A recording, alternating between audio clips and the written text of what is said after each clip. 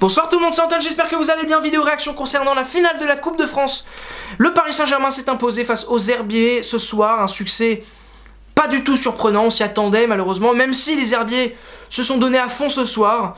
Bon bah le PSG est beaucoup trop fort malheureusement pour le suspense de cette finale, il n'y en a pas vraiment eu, hein. Donc voilà, le Paris Saint-Germain s'est imposé face à des valeureux joueurs vendéens qui méritent leur place en finale, et félicitations à vous les gars, vous avez vraiment fait un parcours de dingue, mais voilà, on n'est pas surpris de votre sort ce soir. Vous avez été battus par bien plus fort que vous. Bravo aux Parisiens pour avoir gagné ce trophée, parce que bon, ils banalisent sans cesse l'exceptionnel. Les Parisiens, ça fait 41 matchs victorieux en coupe, c'est quand même pas rien. Mais bon voilà, le Paris Saint-Germain s'est imposé, et une vidéo réaction concernant le match du soir ne serait pas très intéressante, donc c'est pour ça que j'ai décidé de faire une vidéo bilan concernant le Paris Saint-Germain. Alors attention, il reste encore 2 matchs et il y a plein de choses encore à faire pour le PSG, des records à aller chercher, mais voilà, force est de constater que on sait déjà qu'ils seront champions et il va rien se passer de grave pour le PSG normalement. Je sais pas si c'est très clair ce que vous comprenez, mais en gros je vais faire une vidéo bilan. Voilà, je vais faire une vidéo bilan concernant le PSG et concernant Unai Emery, puisque Unai Emery va donc partir à la fin de cette saison. Alors que, honnêtement, je pense que le Paris Saint-Germain a fait la meilleure saison de son histoire qatarienne. C'est assez triste pour Unai Emery du coup de partir là-dessus, mais la saison du PSG, quand tu la regardes et que tu prends un peu de hauteur, bah elle est assez exceptionnelle quoi. Bon, déjà sur le plan national, t'as tout gagné.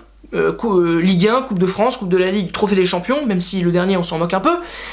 En soi, c'est pas surprenant, le PSG l'a déjà fait, sauf que ils l'ont fait alors que le championnat de France est de plus en plus fort. C'est-à-dire que ça fait 2 ans qu'il y a une constante augmentation du niveau en France. Il y a des équipes de plus en plus solides, que ce soit Monaco évidemment, Lyon ou même Marseille, Saint-Etienne, Rennes, enfin il y a des équipes de plus en plus solides, et ça fait que atomiser le championnat comme tu l'as atomisé, c'est quand même pas le truc le plus évident non plus, et le PSG l'a fait. Alors c'est une très bonne chose, encore une fois, ils ont tout gagné sur le plan national, donc il n'y a rien à dire.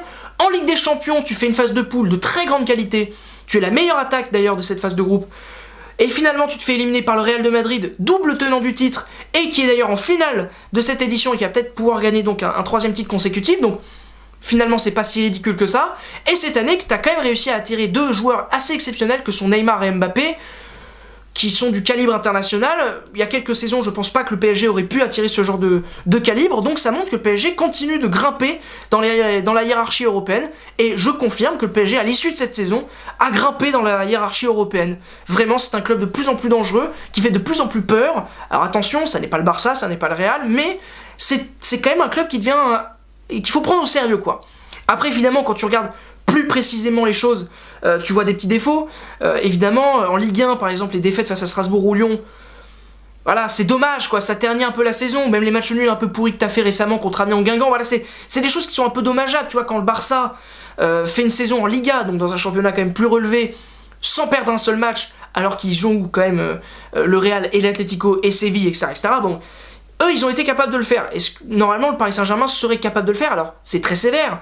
Mais le PSG a de telles ambitions que ce serait pas illogique de les voir faire ça. Vous voyez ? Et puis ensuite, évidemment, la Ligue des Champions. Alors, tu perds contre le Real. Oui, tu perds contre le Real, le grand Real. Mais le Real que tu as joué, c'était pas le grand Real. Il avait beaucoup de mal en championnat. Il avait même eu du mal en Ligue des Champions. Il avait été mis en grosse difficulté en phase de poule. Le match aller, je t'en veux pas beaucoup. J'en veux pas beaucoup au Paris Saint-Germain parce que voilà, ils le perdent par manque de vice, par manque d'expérience, et ça, bon voilà, l'expérience ça s'achète pas, c'est un truc que tu travailles. Le PSG ne l'a pas encore, pas tout à fait en tout cas, et il s'est fait battre par plus vicelard qu'eux, quoi. Le Real a été très vicelard, et s'est imposé sans grande qualité, mais avec beaucoup d'expérience.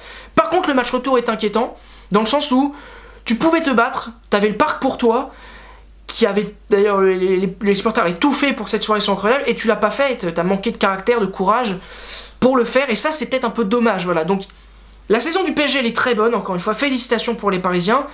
Maintenant il faut encore passer un cap, je suis assez confiant pour le PSG de la saison prochaine.